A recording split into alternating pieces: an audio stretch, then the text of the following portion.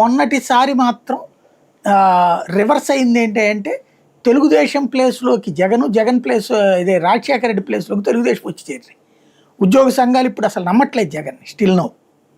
దాన్ని వీళ్ళు ఇంకొంచెం ఇప్పుడు ఇదే వెంకటరామరెడ్డి వీళ్ళు వల్ల కాలేదు కదా జగన్ చేత డబ్బులు ఇప్పించడం. ఉద్యోగులకు కావాల్సినటువంటి ఏ ట్రాన్స్ఫర్లో ఏమైనా కావాలంటే చేయించుకొచ్చుకుని ఉంటారు, కానీ ఏమైనా జగన్ చేతన ఆ పిఆర్సీ వేయించారా, డబ్బులు ఇప్పించగలిగారా?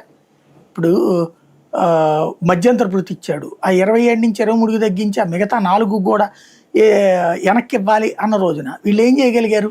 వెళ్ళారు, మాట్లాడారు, జగన్తో ఆపగలిగారు. కానీ ఈలోపు జరగాల్సిన డ్యామేజ్ జరిగిపోయింది కదా.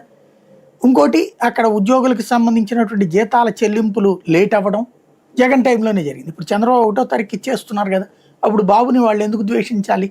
అట్లాగే పిఎఫ్లు డబ్బులు అకౌంట్లో వేయకపోవడం, ఆ డబ్బులు వాడేయడం లాంటివి జగన్ చేసుకొచ్చాడు. అవి ఈయన సెట్ చేస్తున్నారు కదా, ఇంకెందుకు ఆగాలి? కాబట్టి ఇప్పుడు ఉద్యోగులైతే బాబు పక్షానే ఎక్కువగానే ఉన్నారని చెప్పడంలో అతిశక్తి లేదు, తప్పు కూడా కాదు అది. కానీ ఒకటి సార్, ప్రజల్లోకి నిజంగా వెళ్తే సంక్షేమ పథకాల హామీల అమలుకు సంబంధించి చర్చ వస్తుందా? ఇప్పుడు ఆ పరిస్థితి ఉందా జగన్ గారు చెప్పినట్టు? బేసిక్గా ఒకటి దాన్ని దీనికి లింకప్ చేయడం అనవసరం. వెంకటరామరెడ్డికి దానికి సంబంధం లేదు కదా. వెంకటరామరెడ్డి సంక్షేమ పథకాలు ఇచ్చే మనిషి కాదు కదా. సంక్షేమ పథకాలు సపరేట్ సబ్జెక్ట్ అది. దాని గురించి